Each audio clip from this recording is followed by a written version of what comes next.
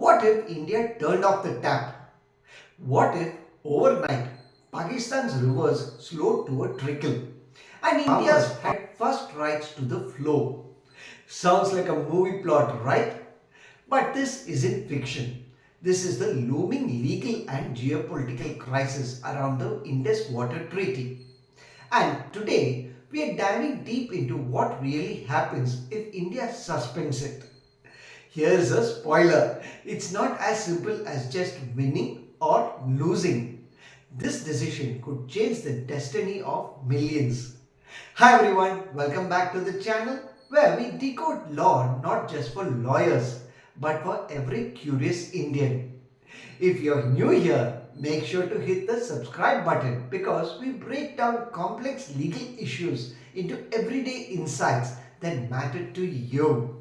And today's topic it's about water but also about political survival and strategy.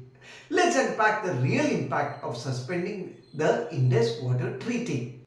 What is the Indus Water Treaty? Let's start with a little history. Signed in 1960, the Indus Water Treaty was brokered by World Bank between India and Pakistan after a very turbulent partition. The agreement divides the rivers. India gets Ravi, Beas and Sutlej. And Pakistan gets Indus, Jhelum and Chenab. Now, here's the catch.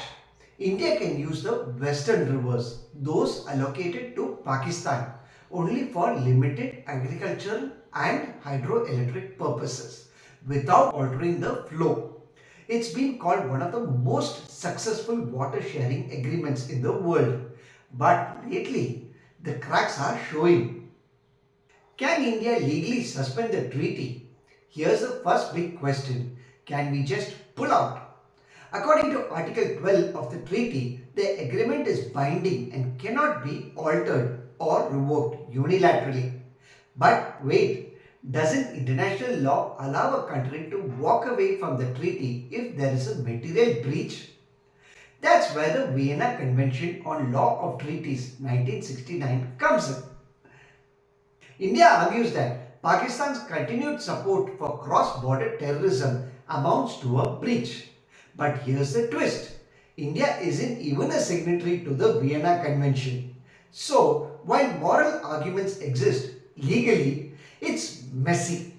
Also, the Supreme Court of India in People's Union for Civil Liberties versus Union of India in 2004 emphasized that international treaties are binding unless explicitly overridden by the parliament. So, any withdrawal could trigger a constitutional showdown. If India suspends it anyway, what happens to Pakistan? Let's say hypothetically, India says we are done. For Pakistan, it's catastrophic. The Indus Basin supplies water to 90% of Pakistan's agriculture. Over 60% of Pakistan's population depends on it for drinking water, sanitation and food production. The Tarbela and Mangla dams, both on rivers flowing from India, would see reduced inflow, threatening power supply and food security. But here's a side effect no one talks about. If Pakistan faces internal collapse due to water shortages, how does that affect India? It's not a win. It's a dangerous destabilization at our doorstep. Think refugee flows, border tensions, increased extremism. What happens to India? Are we prepared? People often assume that we'd automatically benefit. But is that really true? Yes, India would have more water, but that's not the whole picture. We don't have the infrastructure to store and distribute it all. Most of our western rivers already flow into the sea unused. So, unless we speed up dam projects, much of this extra water is wasted.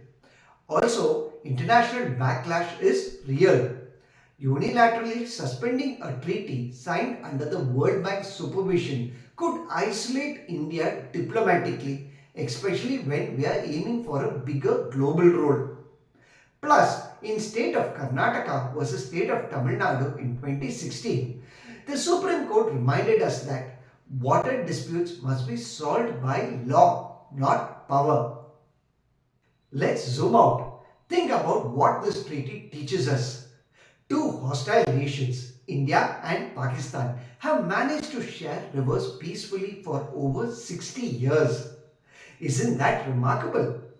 In a world obsessed with instant retaliation, the Indus Water Treaty is a quiet example of strategic patience.